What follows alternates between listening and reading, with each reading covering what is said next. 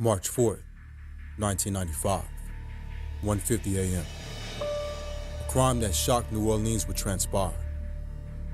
Over the last week, 21 people had been murdered, a record-setting week in America's reigning bloodiest city. On this night, Officer Ronald Williams and the son and daughter of a Vietnamese family-run restaurant would be murdered in a robbery. The remaining members of the family only survived by hiding in a walk-in cooler.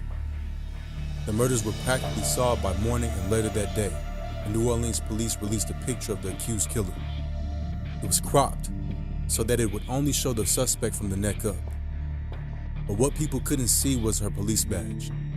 This was a case of blue-on-blue violence, the first in the city with an embarrassingly bad police force.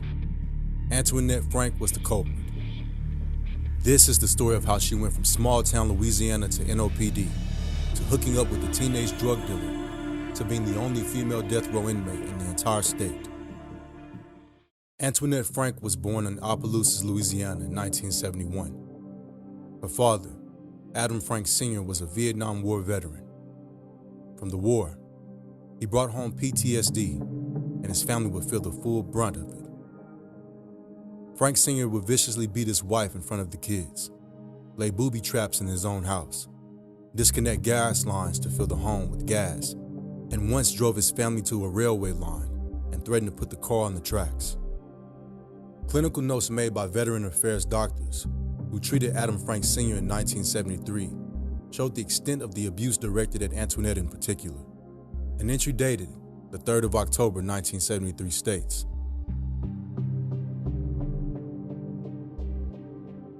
"14 days later, another entry states,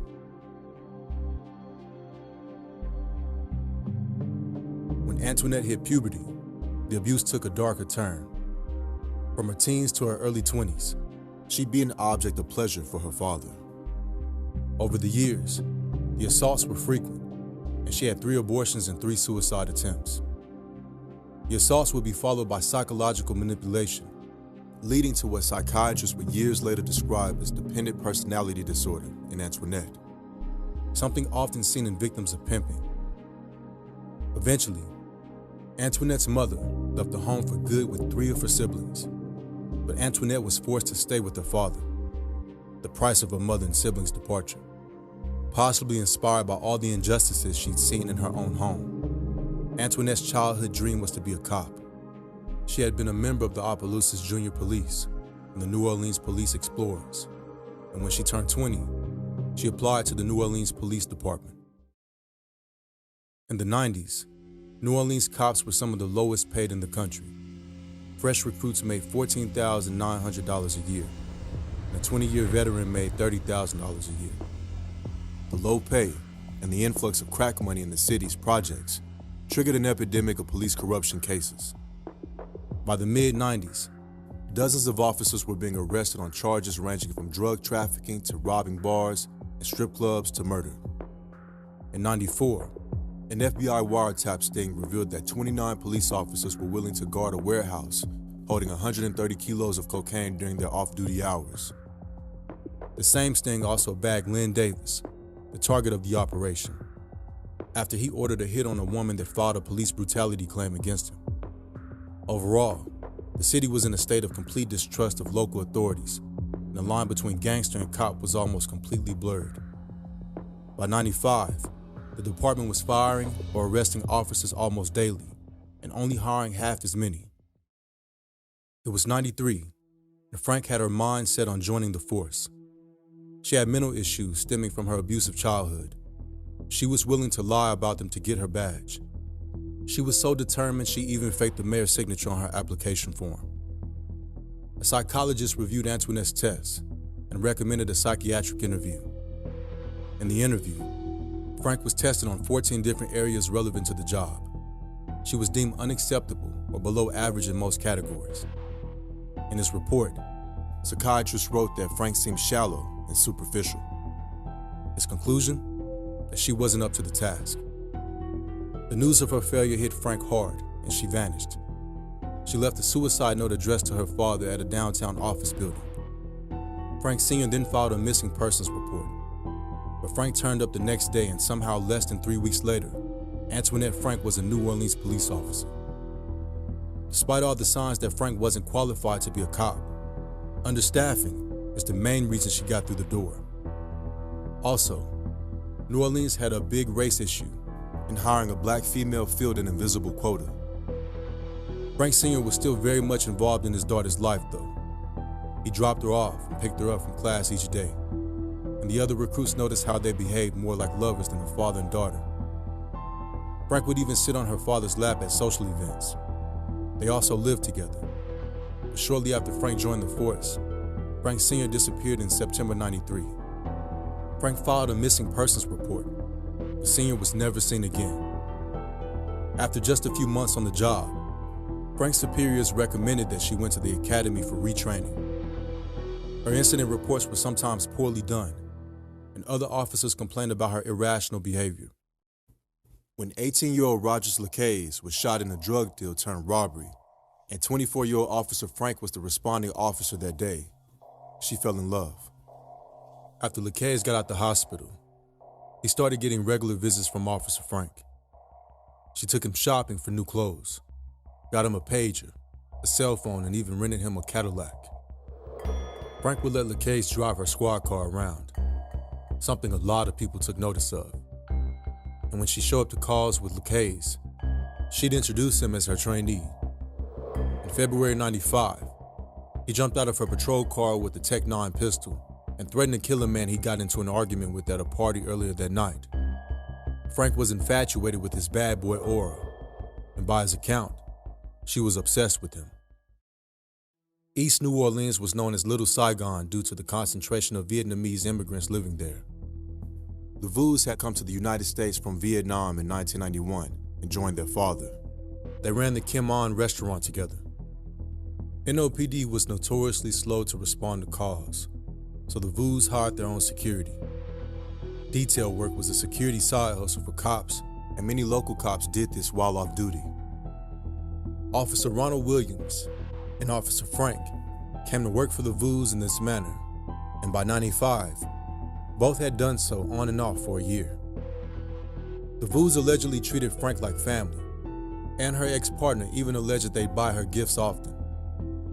Now, distrust for banks was a long-standing Asian American stereotype, but from her proximity to the Vus, Frank knew for a fact that they kept all their money in cash. Weeks before the robbery, Frank got a 9mm pistol from the NOPD evidence room. She then reported the gun stolen. Lacaze was with Frank when a police officer arrived at her house to take the report about the stolen gun, and Frank told a bogus story. Just hours before the robbery, Frank and Lacaze stopped at Walmart to buy a box of 9mm bullets. Frank was still on duty, wearing her police uniform and driving a patrol car. On March 4th, after the restaurant had closed for the night and staff were cleaning up, Chow Vu went into the kitchen to count the money. On this night, it was $10,000 in cash, money borrowed to improve the restaurant. She went to the dining area to pay Officer Williams when she noticed Frank approaching the restaurant again. It was her third time at the restaurant that day. On a second visit, she brought Lacaze with her to pick up some leftovers. Chow took notice of Lacaze's grills, an accessory stereotypically associated with the city's gangsters and drug dealers of the '90s. And after she let Frank out the last time, she noticed the front door keys went missing. Now, as Frank approached, Chow sensed something was off and rushed back into the kitchen, stashed the cash in the microwave, and then went back to the front of the restaurant. Frank then entered the restaurant using the key she had taken earlier and quickly walked past Officer Williams, forcing Chow, her brother Kwok, and a restaurant employee toward the kitchen doorway. Williams began to follow, asking what was going on. When shots broke out, Lacaze had snuck up behind Officer Williams and shot him fatally in the back of the neck, and then twice more as he lay on the ground. After the shots, Frank turned back to the dining area. Chow pulled Kwok aside to find a hiding spot. Chow, Kwok, and the employee hid in the back of a large walk-in cooler in the kitchen, turning off the light as they entered. But they didn't know where their other sibling Ha and Kwong were. They'd both been sweeping the dining room floor when Frank came in. From inside the cooler, Chow and Kwok had a partial view of the kitchen and front area of the restaurant. Chow caught glimpses of Frank searching for something in the kitchen. After she found the cash, Frank moved out of view. Then they heard the begging, then 10 gunshots. Outside, Frank and LaCaze sped away in a beat-up 77 Ford Torino. A faded cardboard sign with the New Orleans Police Department star and an emblem was on the dashboard, reading, "New Orleans Police Officer on duty." Kwok ran to a nearby house to call 911. On the recorded call, he identified the shooter as police officer named Antoinette and a man with gold teeth. As they sped off, Frank was seething at the thought of leaving survivors.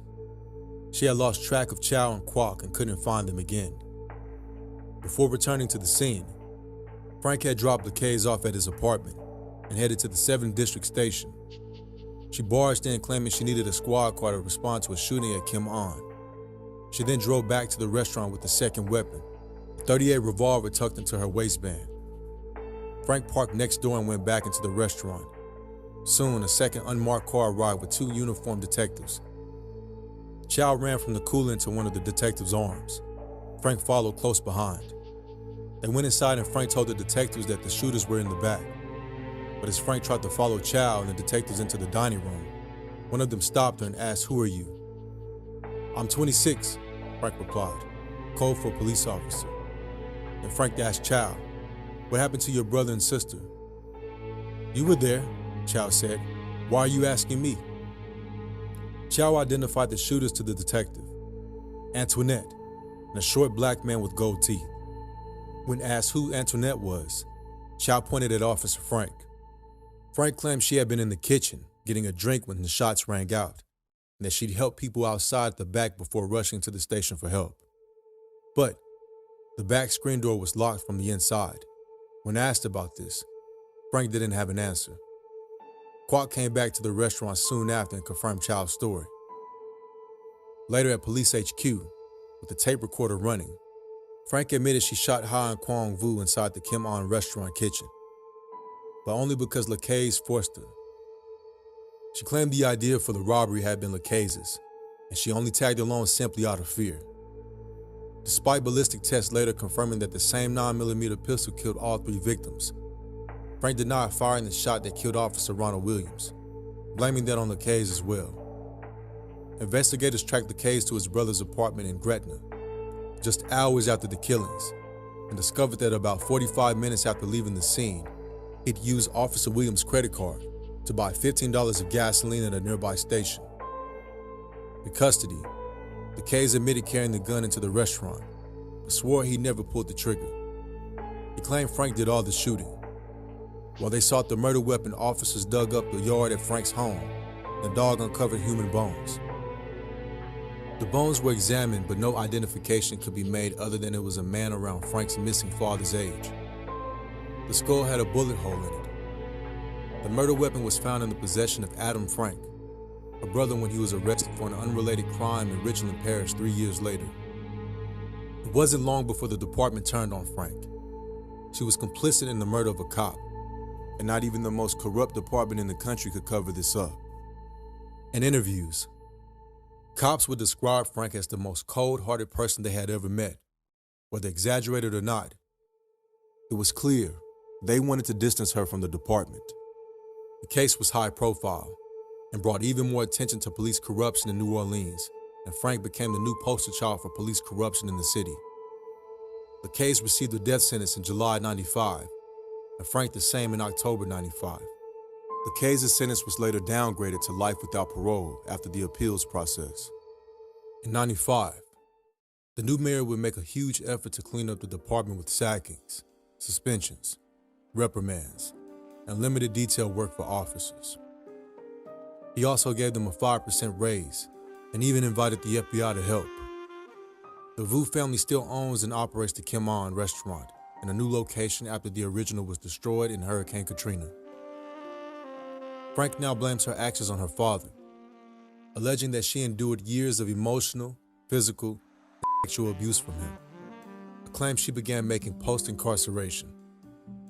However, a psychiatrist who evaluated her in both 95 and 99 diagnosed her with narcissistic personality disorder and antisocial traits. The psychiatrist noted that Frank lacked empathy and had a tendency to manipulate those around her. By 2023, Frank has spent 27 years in solitary confinement. Frank has filed multiple appeals, and in 2023 she lost a chance at freedom during a meeting of Louisiana's Pardon Board. It's probable that Frank is using the appeals as a way to prolong her life. They can take 12 to 15 years. Without them, she probably would have been executed much sooner. It's a December night in 1995, and a man and a woman walk down the dimly lit Fayetteville, North Carolina road. A vehicle cruises by, the occupants turning their heads to the pedestrians, almost as if scoping them out. The vehicle fades into the distance.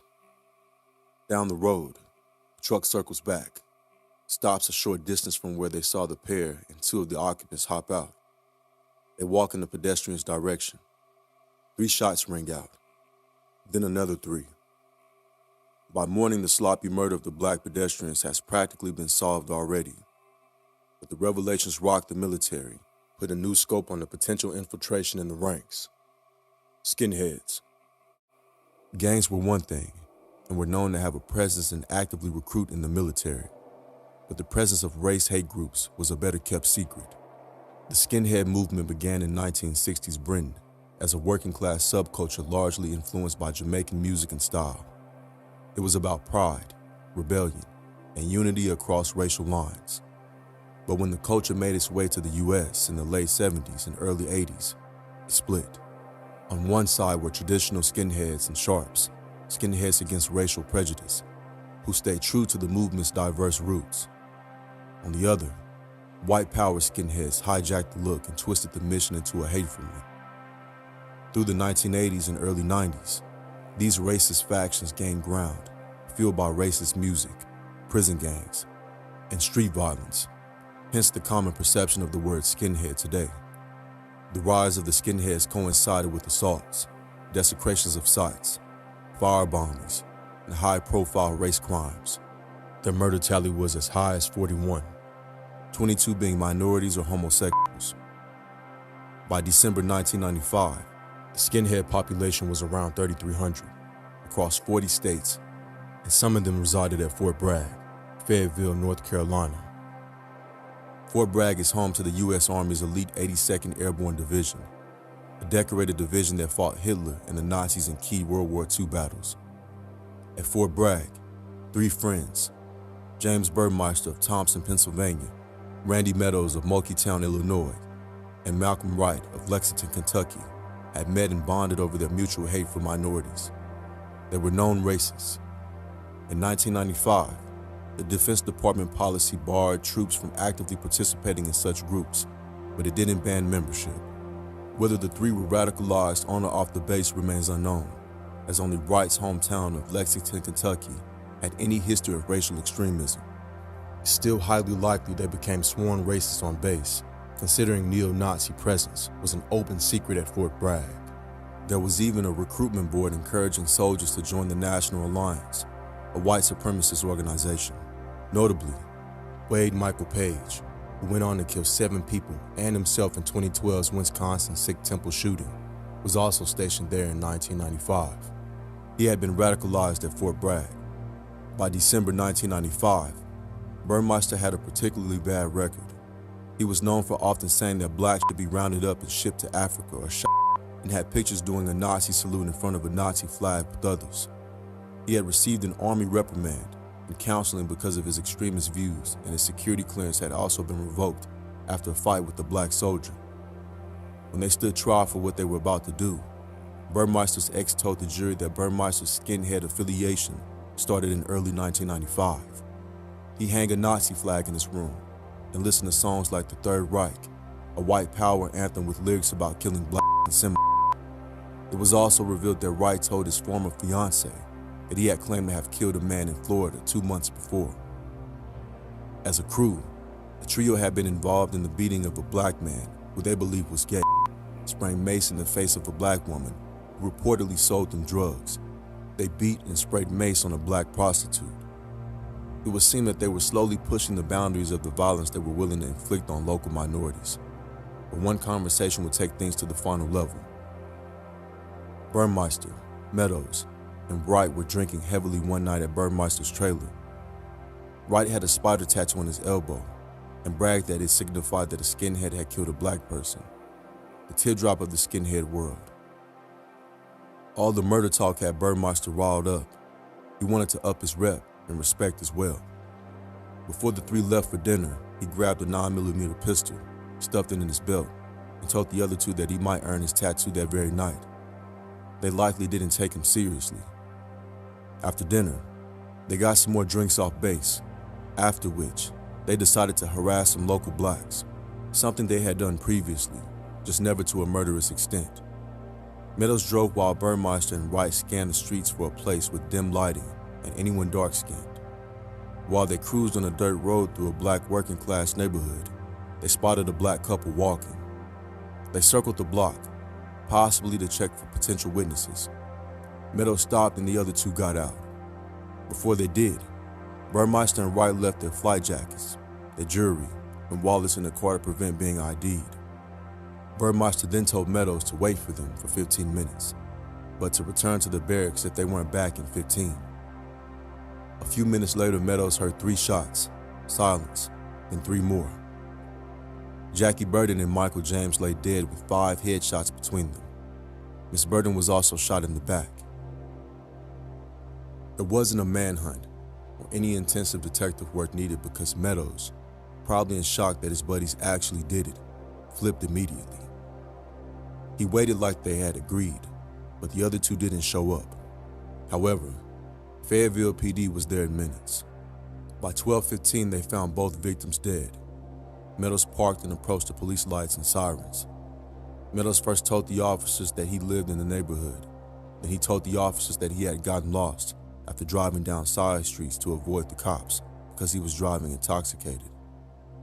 The officers didn't buy Meadows' story, so they questioned Meadows some more, and he took the officers to the car where they found 2 flight jackets with German military insignia. Right there, Meadows confessed to the whole crime. After he took the officers to Burmeister's trailer where the night had began, it turned out that a taxi driver picked up Burmeister and Wright after the crime and took them to the address of Burmeister's trailer. Neither had money to pay the fare, so they wrote their names, social security numbers, and military units down on a piece of paper and gave it to the taxi driver. They told him they'd pay him later. Both were arrested a few hours later at the trailer. When the cops searched the trailer, they found white supremacist literature, a bomb-making manual, a Nazi flag, pamphlets on Adolf Hitler and the Nazis, a magazine called Resistance, and a VHS tape of natural-born killers. The search also produced a 9mm semi-automatic pistol, the murder weapon. Michael had 3 children, and his wife told reporters that her children didn't understand what was going on, given their limited grasp of racist hate. In court, Randy Meadows would be the star witness. He testified that Burmeister told him in jail that he had killed the 2 people, even joking that he had done a community service, and they put him in jail for it. Burmeister and Wright didn't yet know that Meadows was talking to the cops. Burmeister's defense argued that there was no proof that he fired the fatal shots and that he was too drunk to think clearly. They even brought in the pharmacologist to testify. The case drummed up a ton of publicity, and his defense argued that all the media coverage prejudiced potential jurors, inhibiting a fair trial. His defense also tried to place the blame on Wright as the triggerman. As for the jurors, they sought the death penalty. They were keen to pass the message that society was tired of that kind of ignorance. 5 white people had been executed for killing a black person in the U.S. since the death penalty was reinstated in 1976. And if all 12 jurors voted unanimously, then Burmeister would be the 6th. And in the end, he dodged the death sentence by 1 vote. The female juror that held out did it only because she didn't believe in the death penalty. Burmeister received life without parole instead. As for Malcolm Wright, because of the publicity stemming from Burmeister's conviction, his trial was moved to Wilmington, 100 miles from the crime scene. Wright was sentenced to life without parole as well. Meadows received a much lighter sentence because of his cooperation. In light of the incident, convictions and a wave of civil rights protests, Army Secretary Togo D. West Jr. initiated a worldwide inquiry into extremist activity on U.S. military bases. It revealed 22 soldiers in the 82nd Airborne Division had active, passive, or former links to extremist groups. 9 of the 22 faced discharges or trials, while the other 13 received lesser punishments. A 3-month investigation found that although extremist groups were active in towns near Army bases, they weren't targeting soldiers for recruitment. And out of 7,600 soldiers interviewed, about 100 admitted to being part of white supremacist groups. About 3.5% said they had been approached to join one after joining the military. The report forced the Army to take action. They made clear rules about involvement in hate groups, better screening during enlistment, new training to help soldiers suss out extremist behavior, and guidelines for commanders on how to handle similar situations. Burmeister was incarcerated at Central Prison in Raleigh, North Carolina. Before long, he was attacked by black prisoners. He was moved to prison in Colorado in October 1998 as a result. He died in a Missouri prison hospital in 2007. And as for the military, despite the last-minute policy implementations, the incident spoke to a lack of cohesion in the very diverse armed forces. After all, this happened in 1995, not 1925. Nothing had been done when things were clearly getting clanny at Fort Bragg, and it culminated in a cowardly double murder. As far as public perception of the military, their actions communicated. We won't act until something very public happens. Mr. Cardo, I just want to come back to just a couple of things. Your nickname for years was Joe Batters, is that correct? Yes, sir. B-A-T-T-E-R-S, Batters? Yes, sir. How did you come about that nickname? I don't remember. How long were you called that? Oh, for years. Since you were a young man? Yes, sir. Well, you know, Joe Batters doesn't sound anything like Tony Accardo. I mean, how did they come up with that name for you, do you know? No, sir. Just one day somebody said to you, you're now Joe Batters. Yeah. You don't remember who gave you that name? No, sir. Yeah. Some of the best criminals in history have made their name with the audacious heists that they pulled and the big scores that they landed. The Great Train Robbery, the Antwerp Diamond Heist. These are robberies that live on in memory. Sometimes the men who carried out the crime can have their names forgotten. The job they pulled becomes bigger than the person themselves. But what happens if you're part of a criminal enterprise, but you decide to rob the boss? How do you think it would go down if you chose to burglarize the home of the main man in your own group? Well, this is exactly what happened to the head of the Chicago outfit in the 1970s. Let's take a look at Tony Accardo, one of the most successful gangsters in history, and what happened when some of his own crew decided to rob his home. Antonio Leonardo Accardo was born on April 28, 1906, in Chicago, Illinois, in the United States of America. 1 year prior to his birth, in 1905, his mother and father, along with his older sibling, had made the move across the pond to America from Sicily and Italy. As with many recent immigrants, Antonio adopted a more Americanized version of his native Italian name, becoming known as Anthony Joseph Accardo, or just Tony. While he began to grow up in the tough streets of Illinois, it wasn't too long before Tony picked up some additional names. His propensity and clear talent for violence led to him being known as Joe Batters amongst his companions. But the nickname he would come to be nearly universally known by would be acquired later in his career: Big Tuna.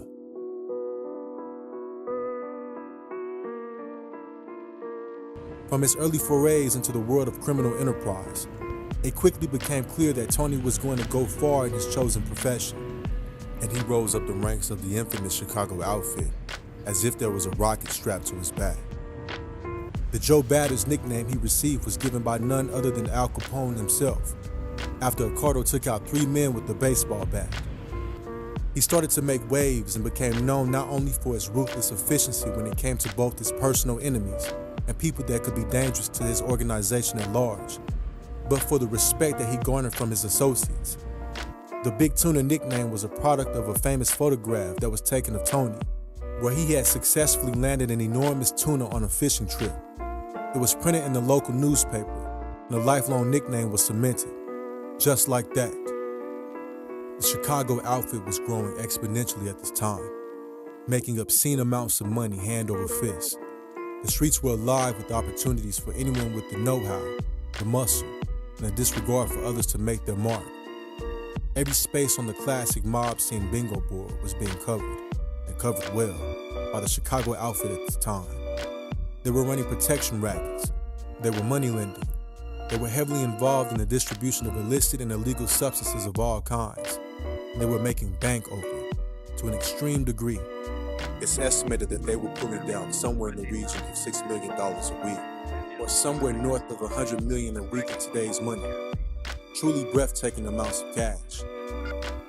Al Capone was the famous and infamous head of the outfit at this point in time, but he ended up getting arrested and sent down for tax evasion of all things in 1932. This left Frank Nitti in charge, who was known as the Enforcer.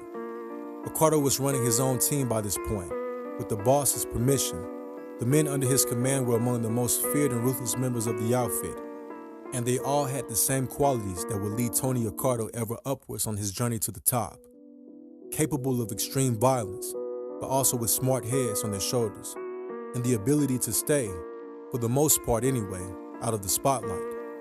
While so many of the gangsters of the time seemed to thrive off the infamy, the headlines and the reputation that came with what they did for a living, Tony had learned from a young age that there is more to be made in the long run by keeping your nose clean. This would prove itself true once again when Frank Nitti went away, at least briefly for tax evasion charges. While he was inside, Tony stepped up into the role of head of the outfit. In reality, he was co-head with Frank Nitti, but once the Enforcer regained his freedom, conditions of his release kept him from having direct contact with his former criminal associates. Despite this, it was an open secret that while Tony was at the head of the table, Frank was always around, kept on payroll, and consulted on any major decisions. And under the relatively calm and steady hand of the two men, the organization just went from strength to strength. And with Nitti a free man, Ricardo at the helm, and everything ticking along smoother than it had in a lot of years, it seemed as though things would only continue to get better from there. Not all was well in paradise, however. By the late 70s, a splinter group had formed underneath the boss's nose, a group that felt they were not getting the recognition or the respect they deserved, one that was determined to get notoriety whatever way it could be gotten, and whatever it cost. The plan they came up with was one that must have been born out of desperation, or it was one that maybe had become too familiar with Tony Ricardo's calm and measured manner, one that had clearly forgotten this man was still Joe Batters from back in the day that had murdered 3 men who betrayed his boss with nothing more than a baseball bat, and a man who was now more powerful and respected than he had ever been before. So they decided to rob him. The crew intent on the burglary had worked under Tony for years prior. However, one of their most recent scores had brought some issues for the boss. They had hit up a jewelry store and made off with gold, diamonds, and money from it in late December 1977. So far, so good, right? The crew can fence the swag and pocket the profits, as long as they kick the customary cutback up the chain to the higher-ups. Then everyone wins. Unfortunately for them, the place they had robbed was owned by a man who was not only a personal friend of Tony, he was also a man who was paying the mob protection money. And the problem presents itself pretty quickly. What sort of faith is anyone going to have in the Chicago outfit, protecting them if members of the very same group are just going to turn around and rob them?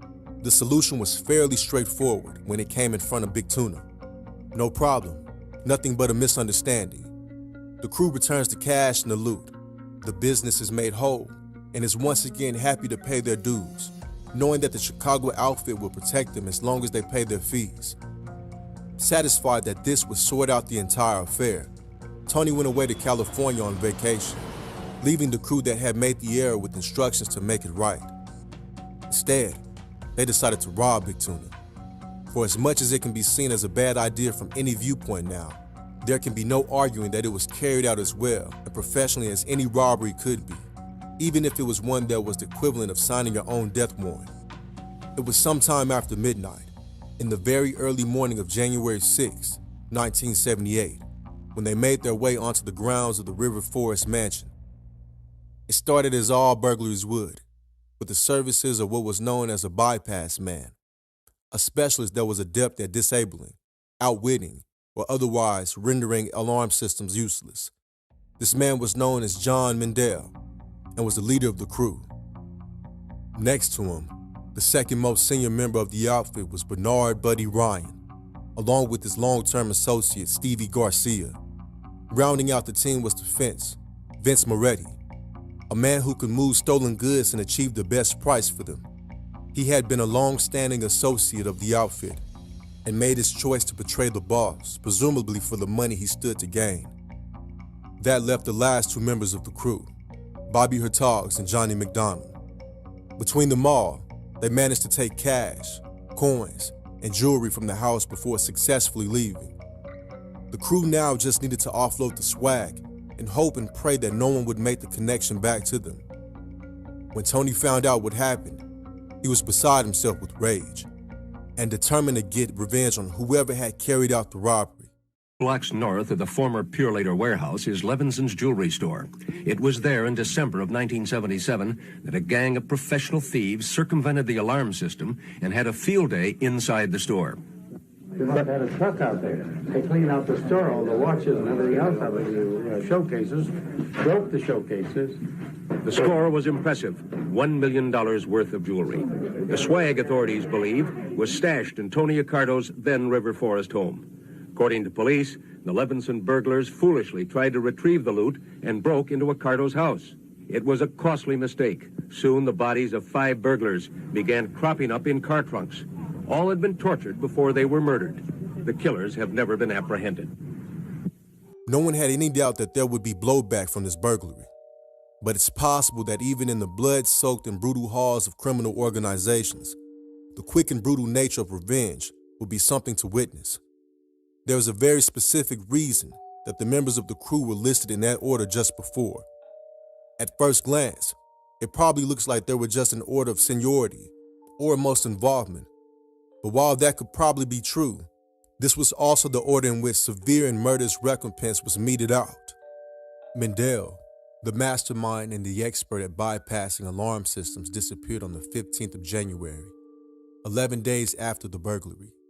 He would eventually reappear weeks later, except he was in the trunk of his own car, and also, he was dead, both strangled and stabbed, the order in which it happened probably making very little difference to him. Less than a week after Mendel vanished, Buddy Ryan, his number 2, got shot in the back of the head 4 times at the wheel of his car. The next to go was Stevie Garcia, being found in early February outside a hotel, having been murdered and stuffed into the trunk of a car. 2 days after Garcia ruined the evening of passers-by and patrons of a local hotel, the fence and seller Vince Moretti would be the next to meet his maker. Rumors at the time were that Moretti was bold enough to be seen wearing some of the stolen jewelry in the aftermath of the robbery. Any chance of hearing if that was true from the man himself was stomped out of him on February 4th, as he was killed in a bar, alongside a friend that had no connection to the burglary. That had left only 2 men that had directly participated in the crime. And when the killings died off for nearly 2 months, the thought might have gone through the heads of Bobby Hertogs and Johnny McDonald that they had gotten away with it. Sadly for them, Johnny was taken out with a headshot on April 14th, just over a week after Hertogs had been murdered by having his throat slit.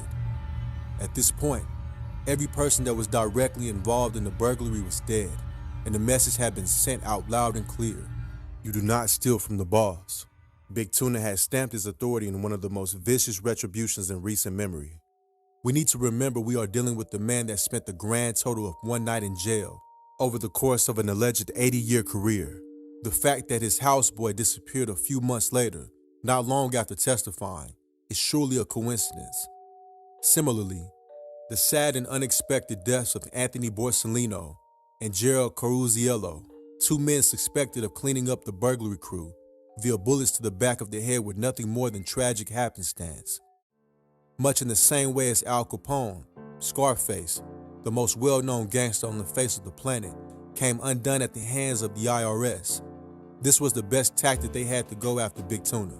They tried to pull him in for tax evasion and even got a fine of $15,000 and a sentence of 6 years, the equivalent of over $150,000 when adjusted for inflation. We aren't sure the length of prison term could be similarly adjusted, as it always seemed to happen with Tony. The conviction fell through the cracks a little. It was overturned and he remained a free man. In his later years, he was dragged to testify multiple times before various grand juries and inquisitions. Every single time, Tony pled the fifth.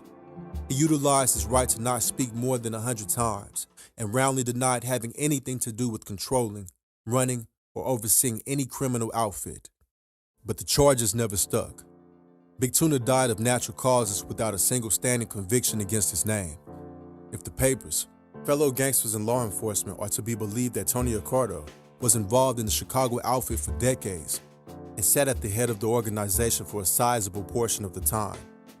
He was responsible for overseeing the intake of hundreds of millions of dollars and spilling untold amounts of blood on the streets of Illinois and beyond. But if we go by the man's own testimony and the recorded criminal facts against him, he never had anything to do with any of it. Nothing stuck to him in a legal sense. Tony died without ever serving a prison sentence. Whatever we choose to believe, the men that made the incredibly poor decision to rob Big Tuna's mansion that day all made extremely grisly ends. And as far as the courts have been able to prove, none of it was his doing. Make of that what you will. In May 2000, a Wendy's restaurant in Queens, New York became the scene of a brutal and calculated crime. 7 employees were forced into a walk-in freezer, bound, gagged, and shot execution style. 5 of them died. The motive? $2,400. This is the story of the Wendy's Massacre. On the night of May 24, 2000, John Taylor, a former Wendy's employee, entered the Flushing restaurant with his accomplice, Craig Godino. Taylor, familiar with the restaurant's layout and routines, targeted the location for a robbery. This wasn't the first time. Taylor had committed 5 fast food robberies in the months leading up to the massacre. Taylor coerced the night manager, Jean August, to summon the other employees to the basement under the pretense of a staff meeting. Once assembled, the employees were forced into the walk-in freezer. They were bound with duct tape, their heads covered with plastic bags, and shot one by one. Taylor and Godino then fled with $2,400 from the restaurant safe.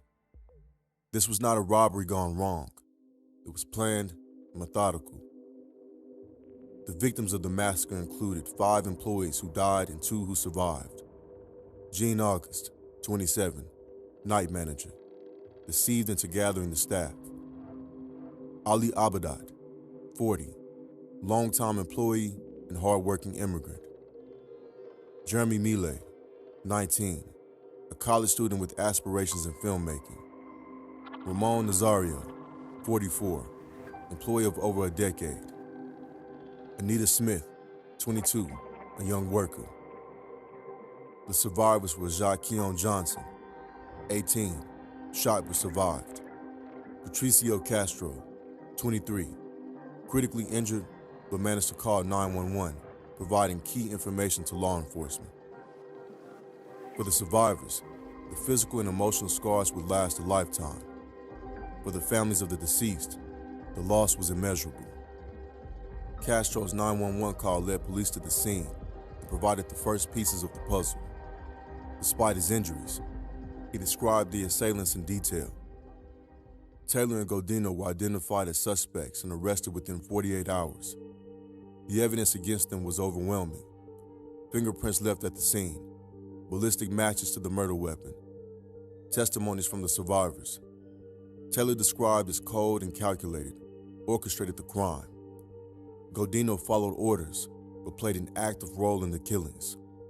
His defense would later claim he had mental health issues, including intellectual disabilities. Taylor was convicted of first-degree murder in 2002 and sentenced to death. However, in 2004, New York's death penalty statute was declared unconstitutional due to flaws in the jury instructions. Taylor's sentence was reduced to life in prison without parole. Godino pleaded guilty and avoided the death penalty. His defense emphasized his mental health issues, leading to a sentence of life without parole. Today, Taylor remains incarcerated at Clinton Correctional Facility, while Godino serves his sentence at Auburn Correctional Facility. The Wendy's Massacre reignited debates about capital punishment in New York, although the death penalty was reinstated in 1995. No executions occurred before it was abolished in 2004. Taylor's case became the last death sentence handed down in the state. The crime also left a lasting mark on the local community. The Wendy's location was shuttered after the incident and later replaced by a shopping center. For many, it served as a grim reminder of the fragility of safety in everyday life. The Wendy's Massacre raises enduring questions about justice. 7 employees were attacked. 5 were killed for $2,400. The perpetrators remain confined in prison, while the survivors and the families of the victims live with the aftermath. This was not a crime of impulse. It was premeditated and deliberate. For some, life imprisonment for the killers feels like justice. For others, it is far from enough. The crime reminds us how quickly lives can be destroyed and how justice can often feel incomplete.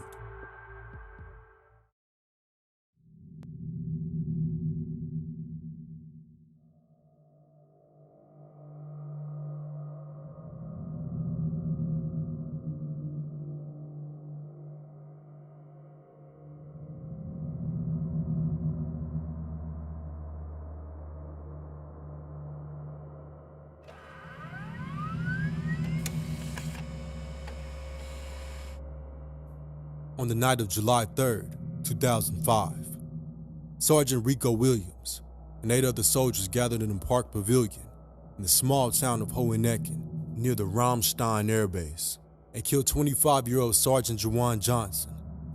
Evidence presented at trial showed that Williams and others beat Sergeant Johnson with punches and kicks for roughly 6 minutes.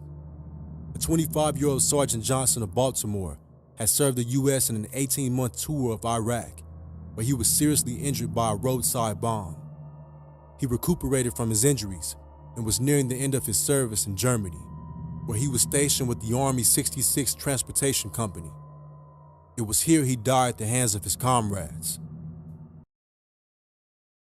The U.S. military is a microcosm of society, and being so, the FBI estimates that 1 to 2% of the U.S. military belongs to up to 53 different gangs. That's 50 to 100 times the rate in the general population. Some gangs even actively encourage their members to join the military to learn warfare techniques.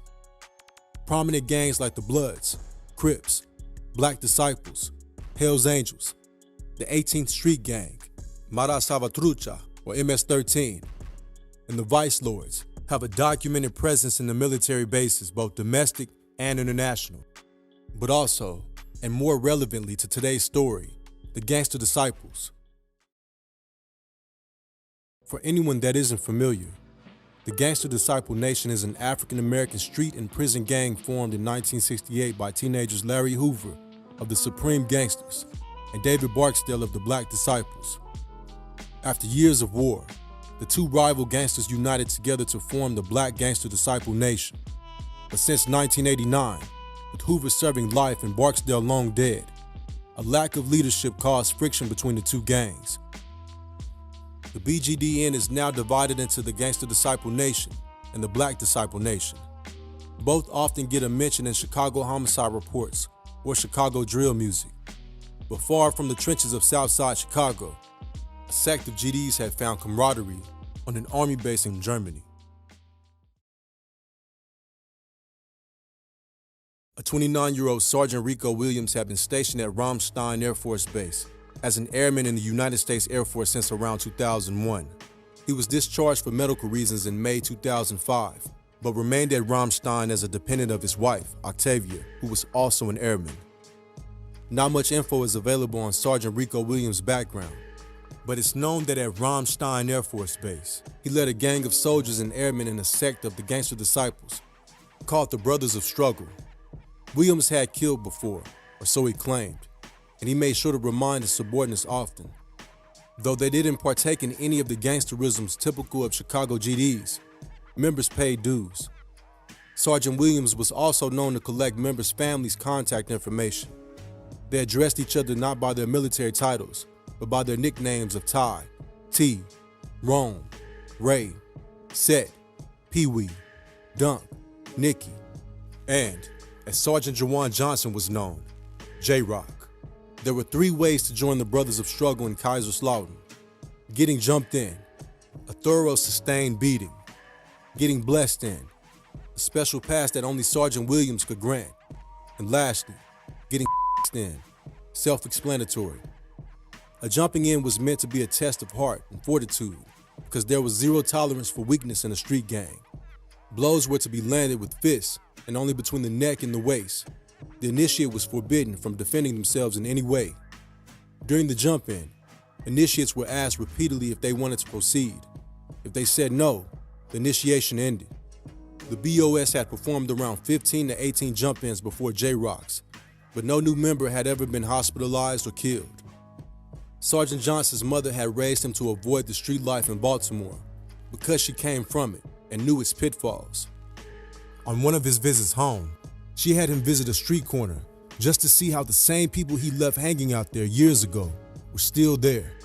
To his mother and his wife, the mother of his 1-year-old son, he seemed like he had a good head on his shoulders and would never get involved in the gang life. But by the eve of Independence Day '05, J-Rock was now a prospective inductee to the Gangster Disciples and due for the beating of his life. That night around 8 p.m., 10 men and 1 woman gathered near a McDonald's awaiting Sergeant Johnson. After Sergeant Johnson arrived, the disciples hopped into cars, with one hopping on a motorcycle. They followed Sergeant Williams for 5 minutes down the road toward Hohenhecken. They parked at a pavilion down the path, unloaded and sat and waited for the clock to strike 9 p.m. Once it did, it was time to initiate J-Rock. The 12 made their way inside the covered, wooden pavilion. Headlights from some of the cars shined toward the pavilion to attempt to brighten the almost fully enclosed area. The GDs then circled J-Rock in the space surrounded by benches and a grill pit. Described as 6 foot tall and husky, Sergeant Williams stood in front of the 5'3", 185-pound J-Rock, with Ty and Rome at his side. T held a flashlight and a timer, not yet a GD. Letitia Nikki Ellis stood outside the circle. The jumping in ceremony began with Rico asking J-Rock if this is what he wanted. J-Rock responded with the "hell yeah." Sergeant Williams landed a right-handed punch to J-Rock's left cheek that knocked him out for 30 seconds. Pee-wee and Norman helped J-Rock to his feet. Again, Sergeant Williams asked J-Rock if this is what he wanted. The concussed J-Rock responded with a slurred yes. Sergeant Williams threw another vicious right that landed in the same spot, decking J-Rock a second time. J-Rock stood up under his own power, at which point 9 disciples converged on him. Years later in court, Nikki claimed that she thought only 6 GDs would beat J-Rock because the number 6 is sacred to the disciples. Their 6-pointed star emblem represents love, life, loyalty, wisdom, understanding, and knowledge. The reason all the men present partook is still a mystery to Nikki. They pummeled J-Rock without a moment's respite. Before long, J-Rock could no longer stand. Infuriated, Sergeant Williams started to punt kick J-Rock's chest, at which point J-Rock curled on the ground in a fetal position and tried to protect his chest. The other members joined in kicking Johnson while he was on the ground. No kicking had occurred at prior jump-ins. Years later on trial, a BOS member testified that throughout the jump-in, whenever Johnson fell, he was asked, "Do you want this?" He would reply and say, "Yeah, hell yeah," or even yeah. The others picked J-Rock up and held him up, even turning him around so they could work on his back. After exactly 6 minutes and hundreds of blows, T called time, but he had to yell time 3 times before the beating stopped. The others heaved hard from exhaustion. They then embraced J-Rock in a group hug. He was officially a GD, but something was very wrong. He couldn't control his breathing. so they sat him on a bench and raised his arms over his head. There was talk of taking J-Rock to the hospital, but the consensus was it would raise too many eyebrows, and J-Rock himself said he was okay. They loaded him into his car at 10 p.m. and drove him 20 minutes to his barracks. There, they left J-Rock in the care of Army Private Florentino Cheris. J-Rock reportedly took a shower and returned to his room.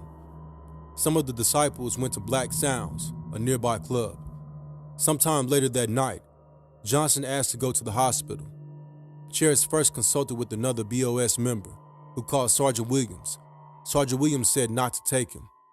Between 2 and 3 a.m., Sergeant Johnson called his wife, Kanika, and promised her that he'd be all right.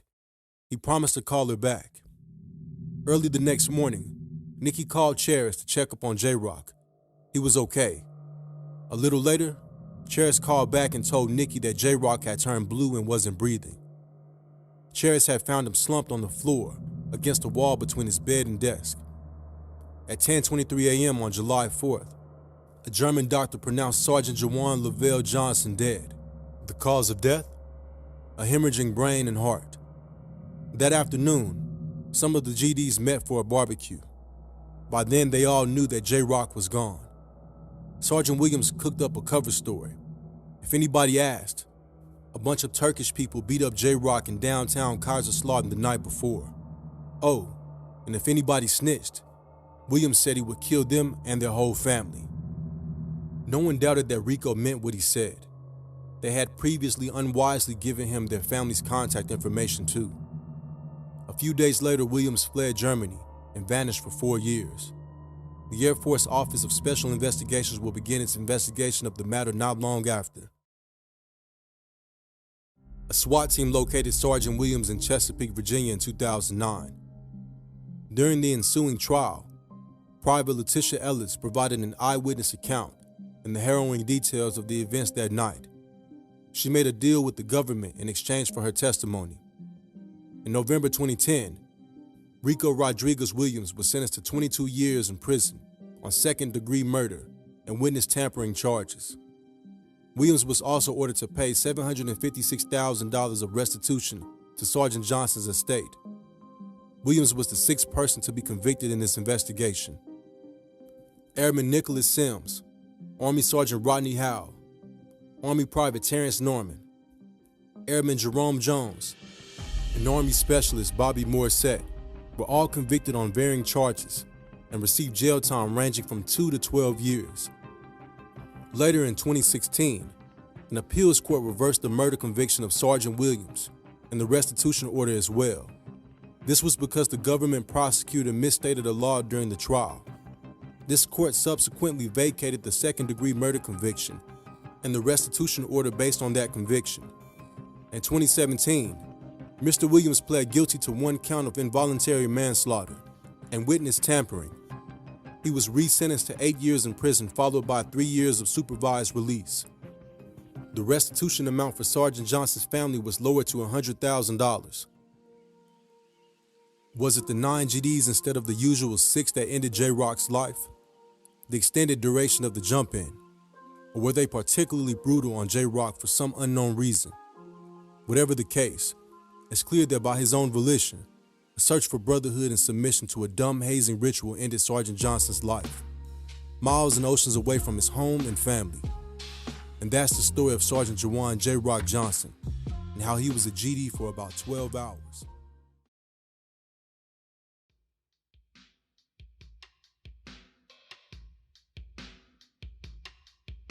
On December 6, 1969, an estimated 300,000 people attended the Altamont Free Concert, a counterculture rock concert billed as Woodstock of the West, the single largest gathering of people in California history.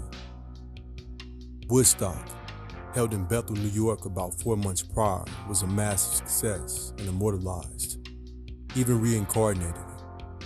The concert at Altamont, however, was a catastrophe and seemingly erased from rock and roll history.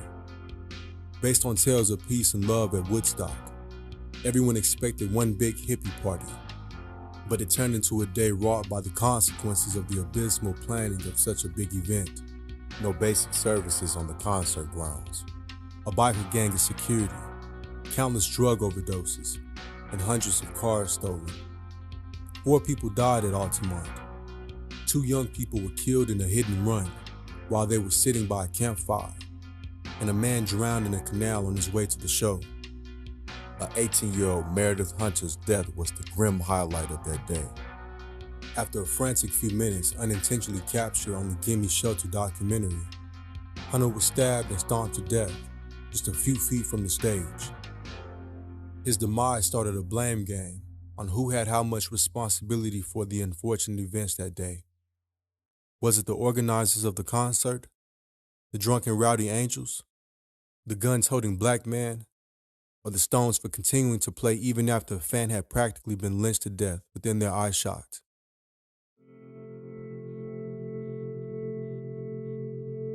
In the 60s, the Rolling Stones were second to only the Beatles in popularity. Having been absent from the U.S. since '66, the 1969 Rolling Stones tour of the U.S. both showed and surprised the Stones with how famous they were. But during the tour, many people felt that their ticket prices were far too high. Some digging by journalists found that the Stones' management had purposely put together one of the highest-priced American concert tours ever. On top of that, they had made big demands from U.S. venues and inserted clauses preventing student discounts. It was highly profitable, and the Stones reportedly made $400,000, hypocritical for a band that were viewed as musical revolutionaries. In response to the criticism, the Rolling Stones decided to end their tour with a free concert in San Francisco. The Stones had missed out on Woodstock entirely as well. This would make up for it. The free concert was a chance at one-upping Woodstock and a chance at releasing a better documentary too. Woodstock's wasn't out yet, and the Maisels brothers were recruited to film one for the Stones. They'd have a new single for the fans too. Brown Sugar was recorded days before the festival. Before they had a chance to make it official, news of the free concert leaked in both the LA Free Press and the San Francisco Chronicle. The news had thousands excited, and the pressure was on for the Stones to deliver on the concert. The original plans were made for a free concert in the Bay Area, a hub of hippie activity and home to multiple rock bands. Besides the Grateful Dead being the face of Bay Area rock music, they were included because they had organized many free concerts in the 60s. They took the lead in organizing along with Sam Cutler, the Stones' U.S. tour manager. The following week saw multiple attempts at securing a venue: San Jose State University's practice field, the Golden State Park, and Sonoma Raceway were all considered, but plans for any of the 3 failed to materialize.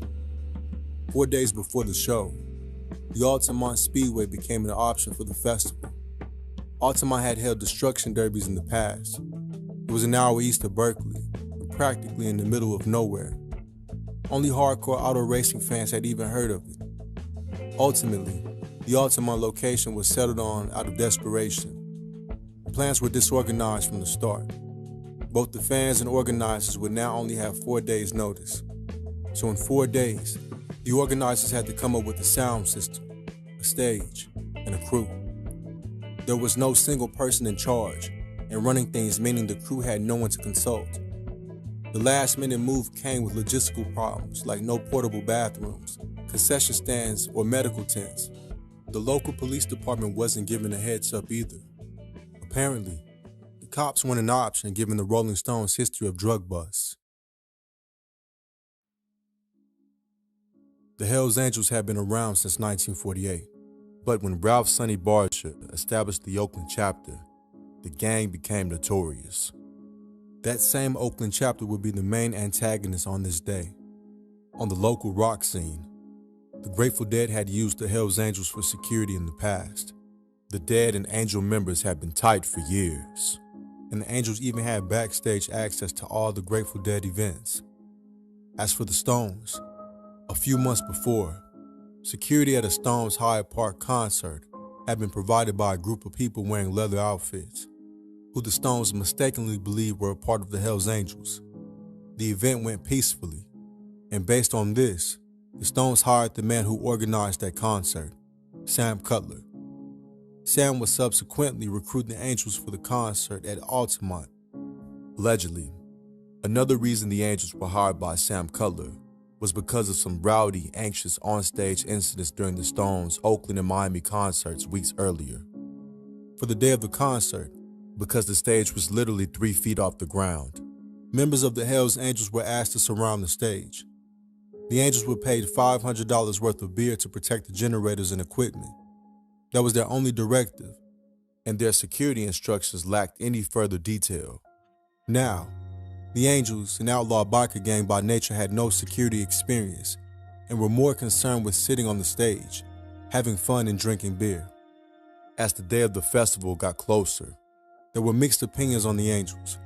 One crowd felt the Angels were peaceful outlaw hippies, while another saw them as a bunch of right-wing ruffians who liked to get drunk and fight. They were hoping they'd be the former. Meredith Hunter Jr. was an 18-year-old from Berkeley, California. Hunter had an afro, stood at 6'2", and was always dressed in a suit. He stuck out as one of the few black faces in the crowd that day. Meredith had a tough childhood. His mother was absent and mentally ill, and his father, a Native American, abandoned the family when Hunter was young.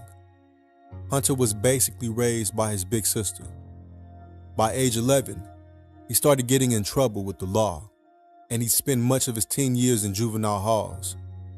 In '69, Hunter caught the bug for rock music and festivals. Though Woodstock was too far away for him, he went to the Monterey Jazz Festival and had a ball. That summer, Hunter met Patty Bredoff during a party. They hit it off and went to see the Temptations in concert just a week before Altamont. When the news of the free show at Altamont broke, Hunter made plans. He expected the same good vibes from previous festivals he had been to. At the time, their native Berkeley was racially progressive, but the outskirts of Alameda County, not so much. Fearing the worst, his sister warned him not to go. But Hunter insisted he could take care of himself at the concert. He'd still go, but he'd bring a .22 revolver with him for protection, dressed in an avocado zoot suit, a black silk shirt, and a broad-brimmed hat. He picked up his girlfriend and another couple in his mother's boyfriend's '65 Mustang and made way for the concert.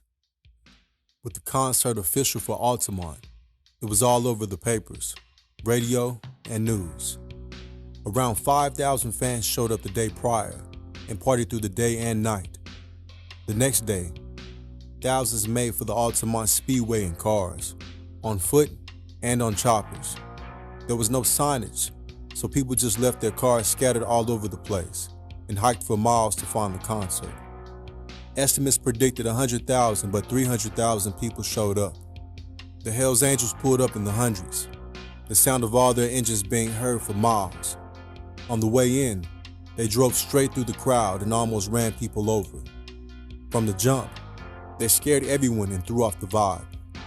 They parked their bikes in front of the stage and gunned their engines defiantly, a clear display of who was boss that day.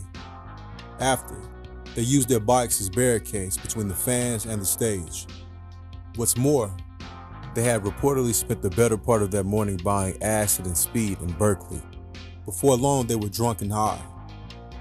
Based on the geography of Altamont, on the bottom of a slope surrounded by hills, the bands would be surrounded by thousands on all sides.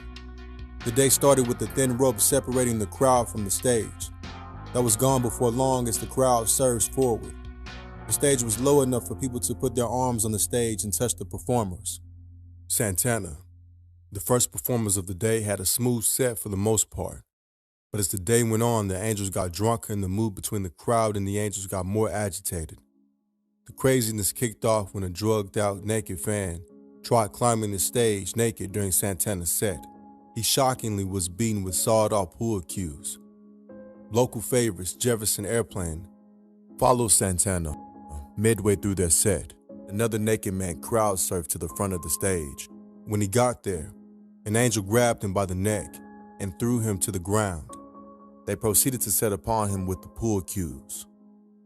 By now, the angels started to chuck full beer cans at the crowd and swing at the fans with motorcycle chains and weighted pool cues to drive them further back from the stage. A pregnant woman had her skull cracked and needed emergency surgery. There were several brawls in the crowd, and a photographer who tried to capture it had his camera smashed in his face. The only time the fighting seemed to calm down to any degree was during a set by the country rock band the Flying Burrito Brothers. But after the crowd accidentally toppled one of the Angels' bikes, the Angels became even more aggressive. A Hells Angels bike was their most important possession, and touching an Angels Harley was an instant provocation. Not to mention, on this day the members of the Hells Angels known to the bands weren't present. It was mostly prospects, and the fastest way to gain respect in the gang was with acts of violence. During their set, Marty Balin of Jefferson Airplane jumped off the stage into a group of Angels and tried to stop them from beating up a young black man. In the process, he cussed out an Angel known as Paul Animal Hibbets. "You've got to stop that, you punk." He was knocked out. When Marty came to, he cussed out the Angel again and got knocked out a second time. The violence on Balin showed no one could control the Angels that day, and that the performers could get it too. During Crosby, Stills, Nash, and Young's set, Stephen Stills was reported to be repeatedly stabbed in the leg with a sharpened bicycle spoke by an inebriated Angel. The Grateful Dead were scheduled to play between Crosby, Stills, Nash, and Young, and the Rolling Stones. But right after they landed, they got word of the Marty Balin incident. They decided to head back to San Francisco, much to the disdain of the crowd. Many felt the Dead's acts were cowardly and made the day worse for the other bands. Word of the violence at the concert soon made it back to the Huntington Hotel, where the Stones were getting ready to leave for the venue. They were nervous and considered canceling but decided otherwise. The Stones landed on the chopper just before 3 p.m. They had little idea how bad the show had gotten. Just seconds after stepping off the band helicopter, a fan ran past Mick Jagger's guards yelling, "I'm gonna kill you, I hate you," and punched him in the mouth. Jagger was only bruised, and the fan was quickly wrestled away. Afterwards, the fans crowded Mick Jagger's trailer, and because Mick Jagger wanted the dramatic effect of darkness when he took the stage, the Stones waited till dark before performing. A 75-minute gap that should have been the Grateful Dead set followed, and the tension and the anger in the crowd just built up. When the Stones finally began their set, a group of about 5,000 people rushed to the very edge of the stage, and eventually, the only way out of the crowd was to climb onto the stage. To make it worse, as the night went on, the poor lighting and the draw of the Stones pushed the thousands in the back forward. It was cold later that evening, as the audience waited for the Stones to perform. According to Patty, she had gone back to the car for a break. She wanted to leave, and she didn't even care enough to see the Stones at that point. Shortly after, Hunter came over to the Mustang, popped the trunk open, and took out a long-barreled .22 Smith & Wesson revolver. Shocked, she watched him put the gun in the pocket of his jacket. Hunter explained that besides witnessing multiple beatings, he had heard rumors that the Angels were singling out blacks in the crowd, hence the need for the gun.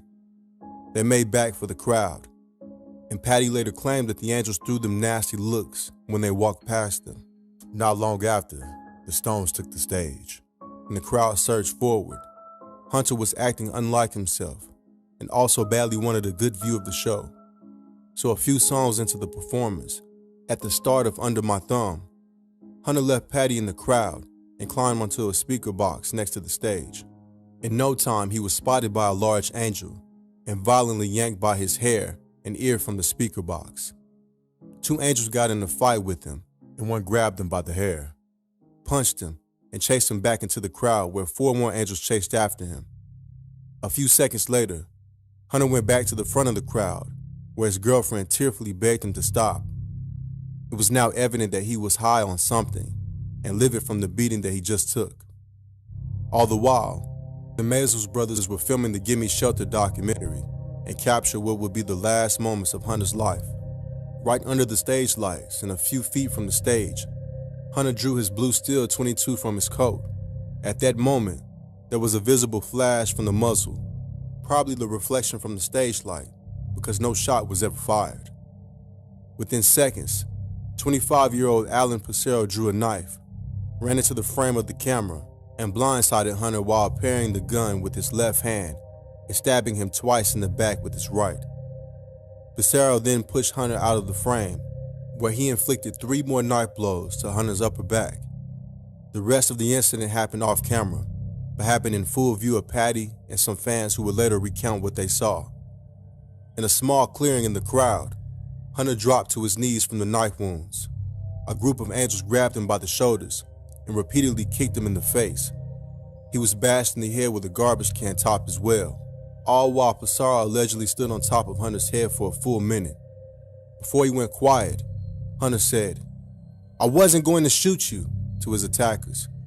When Patty tried to intervene, an angel stopped her and told her, "He was going to kill us. He deserves whatever he gets." The circle of angels pummeled him till he collapsed and was completely still. On the stage, Mick Jagger threatened to stop playing if the angels didn't cool off. He knew there was a scuffle in the crowd, but didn't know that Hunter was dead. Jagger notified his team, but they all agreed that if they abandoned the show at that point, it may have caused a full-scale riot. After trying to get through the crowd for 15 minutes, some fans managed to get Hunter to the Red Cross tent at the side of the stage. Hunter's face was crushed and unrecognizable, and the knife wounds were so severe that the doctor in charge of medical services at the festival believed that even if Hunter had been stabbed in the hospital operating room, he would still likely have died. Hurriedly, Hunter was taken to the gates of the Speedway track. The plan was to airlift him to a hospital, but at the gates, the doctor massaged his heart and gave him mouth-to-mouth once more. There'd be no need for the helicopter. Hunter was dead. On the day of the incident, the Stones had no idea Hunter was dead till they got back to their hotel. The Gimme Shelter documentary would show footage of Mick Jagger viewing footage of the murder for the first time. In the aftermath, Sam Cutler was fired as the Stones' road manager, and in the years after the Stones' concerts were very organized, pissed by their portrayal in the media, and Jagger turning his back on them, the Angels hatched a plan to kill Jagger. Not much longer after the concert, Jagger was at his holiday home in Long Island when a group of armed angels reportedly tried to reach the singer's home by sea. But lucky for Jagger, a storm rolled up and threw everyone overboard. There were no more attempts on Jagger's life after. As for Meredith Hunter, the gun was recovered and turned over to the cops, and an autopsy discovered meth in Hunter's system, an explanation for his odd behavior that day. His family couldn't afford a gravestone, so his gravesite remained unmarked for decades. In 2006, the short documentary Lot 63, Grave C, was released and revolved around the last day of Hunter's life and the unmarked grave he was buried in. The film led to a wave of donations and a headstone was installed in 2008. In 1970, Alan Pissarro was charged with murder but acquitted in 1971 after the jury saw the video of Hunter drawing his gun. Eventually, the Stones would settle with the Hunter family for a reported $10,000. Years after being acquitted of the murder, Alan Pissarro was found dead in a lake, coincidentally with $10,000 in his pocket. On that bleak day, all the death and violence went against the virtues the counterculture stood for, and for that, it's forever remembered as the worst day in rock and roll. Kool C has practically been forgotten from the 1980s class of rappers, and all by his own doing. Philly was and still is a tough city, but Kool C had it fairly easy and didn't have the hardest backstory or criminal background. What he did have was a need to live up to the flashy rapper image.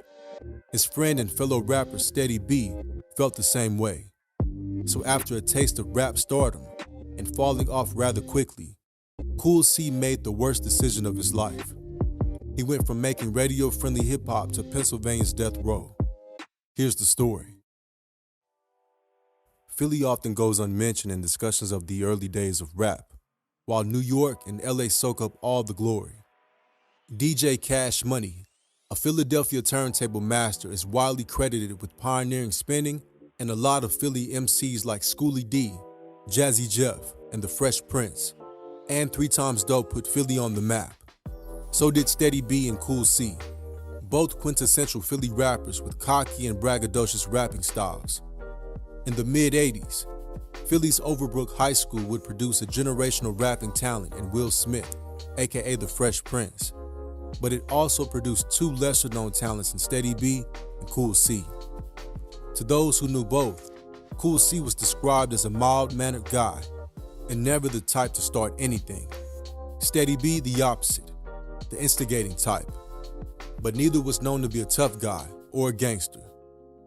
In the 80s, Steady B was fairly popular, and his accolades including having a few hits to his name, performing with the Beastie Boys, and appearing at UK Fresh 86 at Wembley Arena in London, the hip-hop Woodstock.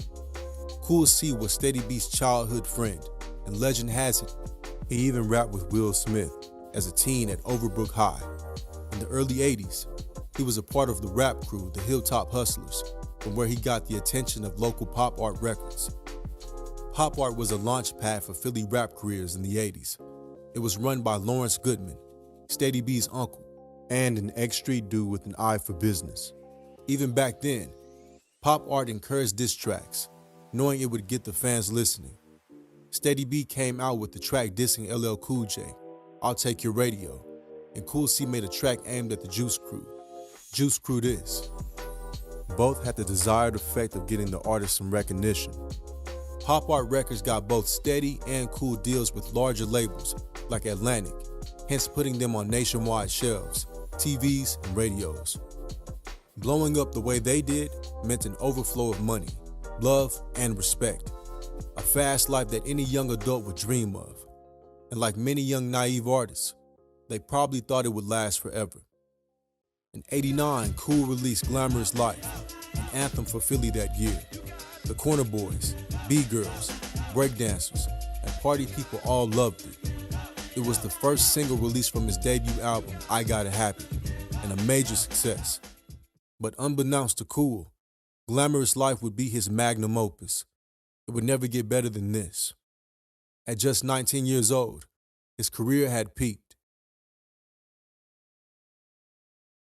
His 1990 follow-up album, Life in the Ghetto, sold poorly, leading to him being dropped from Atlantic. In 1993, Cool C, along with Steady B and DJ Ultimate Ease, formed a crew called CEB, an attempt to rebrand both Steady and Cool's images and revive their careers. Their music took on a grittier tone, and the optics in the video of their first single, Get the Point, mimicked the hardcore hip-hop wave that Wu-Tang, Onyx, and Gang Starr were riding. For CEB, splitting the money 3 ways meant they'd make peanuts if the album didn't do well. And to disappointing sales and reviews, they'd release their only album, Count Endless Bank, on Rough House Records in 1993.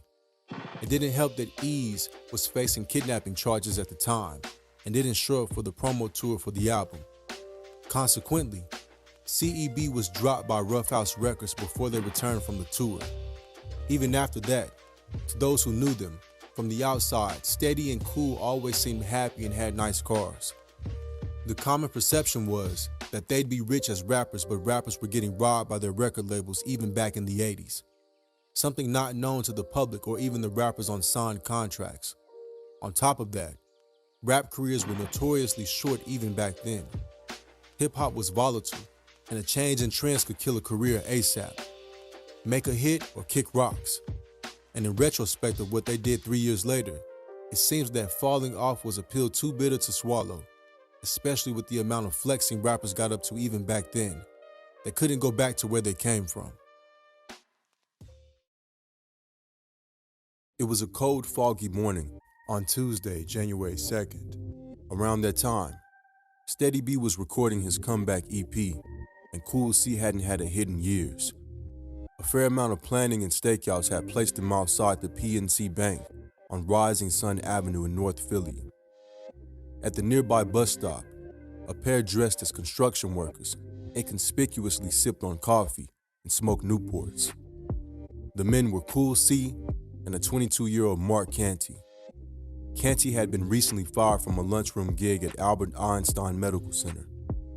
Next to them was a stolen green minivan, and inside, the getaway driver, Steady B. This bank in particular had no security guard, hence its selection for the job. As soon as the bank manager entered the building alone, the duo sprang into action. And this wasn't an elaborate Ocean's 11 bank job, so they just bum rushed the manager the moment he walked in. Canty toted a 9mm and Roney a .380 caliber semi-automatic. With guns drawn, they forced the manager to the floor while Canty took 2 employees to the back to access the vault. C stood guard by the bank entrance while covering the manager. Only moments into the bank job, the silent alarm was tripped. Near the bank, riding solo in patrol car 2516, Officer Laretha Baird responded to the call. As Baird stepped towards the bank door with her gun drawn, Canty reportedly screamed to Cool, "Here comes the heat!" Cool crouched behind the door and saw Officer Baird approaching with her weapon drawn. Without much foresight, he upped and fired his .380 caliber semi-automatic. The bullet struck her in the chest, and it would prove to be fatal hours later. In a panic, Cool ran through the front door and Canty through the side. After exchanging gunfire with another officer outside the bank, Cool frantically escaped with Steady in the green van. They sped to Steady's apartment where they met up with Canty and watched coverage of the aftermath on TV and discussed their escape. It would turn out that day that Officer Baird, a single mother of 2 sons, was wearing a bulletproof vest without its protective panels. She was the first Philadelphia female officer killed on duty. Baird was a popular officer and well respected on the force, and Philly PD swore vengeance. Hundreds of politicians, police officers, and citizens attended her funeral. The investigation quickly yielded a bounty of evidence: surveillance footage of the entire heist, eyewitnesses, ballistic and forensic evidence. Also, Cool C and Mark Canty had both dropped their guns near the crime scene. The stolen minivan they had escaped in was found abandoned about a mile from the bank too. In just 2 days, the guns would prove pivotal, as both were traced to people connected to Steady B. Steady B was arrested outside his home 2 days later on January 4th. After being questioned, Steady informed on both his accomplices, and the police issued a warrant for their arrests. Cool C surrendered at police HQ on January 6, where he claimed innocence. His mother claimed that he'd been home, eating breakfast with her when the crimes occurred. But despite his mom corroborating his alibi, all the evidence convinced jurors to convict and seek the death penalty. 2 weeks later, after a manhunt, Canty was arrested during a traffic stop in Rockville, Maryland. The city as a whole was shocked, and many were left to wonder why local rap stars chose to rob a bank that day. The murder was a bad look for Philly rappers, especially because hip-hop kept coming up in conversations about gun violence. During the trial, it was revealed that the 3 were suspects in previous robberies of banks and businesses. They had an alleged penchant for pistol whipping people too. In October '96, Cool C received the death penalty by lethal injection. Canty and Steady B received life on second-degree murder charges. In prison, Steady B was in for one of the worst fates a new inmate could face, that of a popular snitch. Despite trying very hard not to get noticed, everyone knew who he was, and he allegedly had a very uncomfortable stay for the first few years. And from those who saw him inside, Cool C was kept chained up in a very secure part of the prison.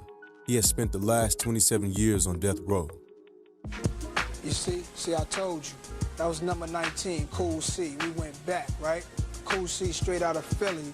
You know what I mean? He's right now incarcerated because life throws us curveballs and you never know where you're gonna end up, man, you know, but condolences to that whole situation with the people who was lost and all of that for the reasons he's on death row. You know, we don't want the kids to end up there, but it just shows you this hip-hop thing's been around for a long time. And Cool C, who kind of borrowed his style, I feel, from my man MC Shan a little bit, but he put it down with Steady B and all of them out there, and as you can see, they was big balling for back in the days, man. So big up to the whole hip-hop generation. I told you we're gonna go through it. We're gonna be right back and get even crazier. This is the other side of the Sunshine City. This is East LA, a 7-mile square area, an easy 10-minute ride from downtown. It's the home for more street gangs and more street gang-related violence than any neighborhood in any city in this country. What you are seeing is real life. On the night of 17 February 1977, a farmer discovered a dead body on a rural road near the Sacramento airport. Later, the body would be identified as 35-year-old Ellen Delia of South Pasadena. She had been killed execution-style that very day. Authorities would surmise that Ellen was on her way to speak with state officials about her concerns that a street gang had infiltrated a community project she had started. What's more, a briefcase of documents supporting her claims was missing when her body was found. Within 3 days, SAC PD enlisted the help of Sergeant Robert Morrill of the Prison Gang Task Force, a task force made to surveil and combat major prison gangs, specifically the Nuestra family and the Mexican Mafia.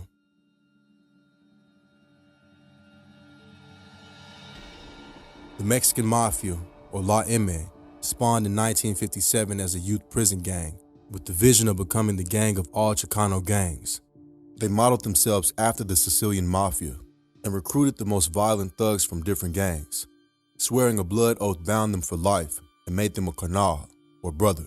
La M spread through both youth and adult prisons and dominated the prison system from 57 to the mid-60s before the emergence of the Aryan Brotherhood, Black Guerrilla Family, and Nuestra Familia.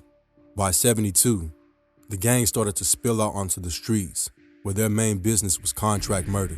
They dabbled in extortion and drug running as well. By 77, La M still wasn't on the radar of law enforcement and was largely considered a myth. 77 was also a transitional period where Chicano gangs were taking over from the Sicilian mob in East LA. Word on the street was that the mob had passed a word in California prisons that the Nuestra Familia, comprised of rural Chicanos from Central California, and La M, comprised of urban South California Chicanos, could fight it out for control, and to the victor belonged the spoils. M had no structure hierarchy, while Nuestra Familia was run like an army. Regardless, it was speculated that La M was winning the war at the time, and between July 1975 and November 1977, MA and forces claimed over 50 victims. In 77, 10 of these murders happened in East LA alone, and the locals were growing afraid to speak on the violence. Ironically, what would turn out to be the biggest racket for La M was right under Uncle Sam's nose. MA had grown an affinity for community projects, the kind dedicated to rehabilitation and curbing gang violence. At the time, about $40 million of California's annual budget was going into such programs, and it was a highly finessable $40 million at that. The state was desperate to have such programs to their credit, and there was little due diligence as to screening processes and applications of the funds.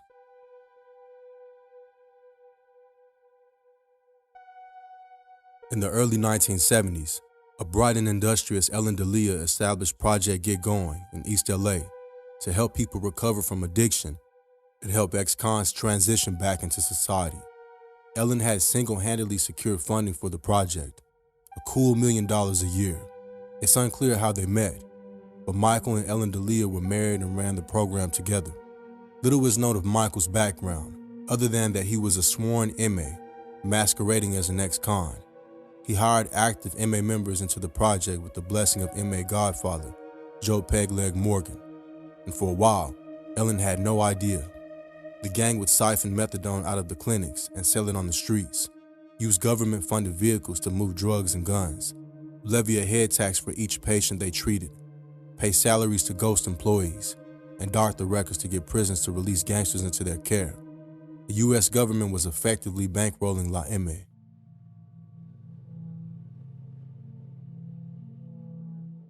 Things became clear to Ellen at the start of 1977 when a get-going halfway house employee was found shot dead and another died of an overdose in the halfway house. Next, the assistant to a city councilman was also found murdered after he became aware of MA's influence in the program. Ellen made her suspicions and plans to expose the gang clear to Michael. She loaded up a briefcase with damning financial records and booked a meeting with state officials in Sacramento. Around the same time, Michael called fellow MA Alfie Sosa and verified that Ellen had to die. The next day, Michael drove Ellen to LAX. A year later, court testimony will reveal that Ellen had other business in Sacramento. Michael and Ellen were allegedly estranged, and Ellen had an entanglement with Alfie Sosa. Alfie promised to meet Ellen in Sacramento to rekindle their love affair and share some good coke. On the morning of February 17th, Eddie Gonzalez and Alfie Sosa picked Ellen up at Sacramento Airport. Earlier, both men had instructed Abraham and Juan Hernandez to spot a deserted site near the airport where Ellen could be killed and dumped. Eddie and Alfie had also developed an elaborate ruse to distract Ellen. As soon as they picked her up at the airport, Alfie started coughing hard, common in frequent coke users. The cough got worse as they left the airport and drove along the empty road. When they reached the designated murder spot, the cough got even worse, and Alfie signaled Eddie to pull over to the side of the road. Alfie got out and bent over a roadside ditch as if he were vomiting. "You'd better help your boyfriend," Eddie suggested to Ellen, "before the cops spot us and start hassling us." Ellen got out of the rental car and joined Alfie at the side of the road. When she leaned over his shoulder to help him, Alfie grabbed Ellen and jammed the barrel of his gun under her right ear in the back of her skull.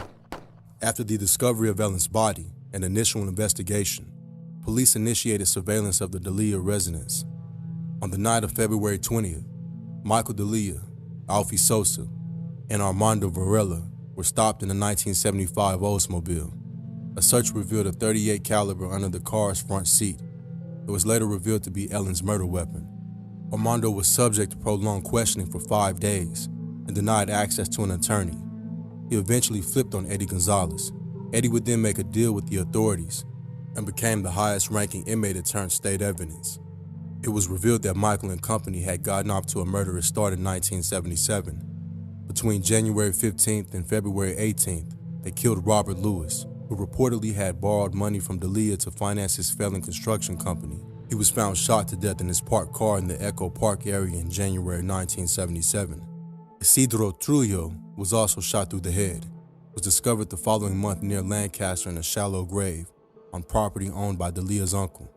Lastly, they took out Ellen on February 17th. However, the case was hurt by the revelations that the random traffic stop that nabbed him wasn't random at all, and that it was a classic example of illegal search and seizure. Ironically, Michael was stopped by his cousin Joseph Delia, who called a plainclothes Sergeant Morrow from the prison gang task force as backup. The bogus traffic stop and illegal police conduct at the station jeopardized the prosecution of Mexican mafia leaders all over California. Regardless, in 1982, Alfie Sosa got a life term for Ellen's murder. He also confessed to killing 7 people. In March 1984, Michael was sentenced to 5 years to life for 3 murders. Eddie Gonzalez went into witness protection. After, there were widespread audits of Project Get Going and other local programs, and the perfect hustle was compromised. The trial for Ellen's brutal murder effectively announced the Mexican mafia and their ways to the country.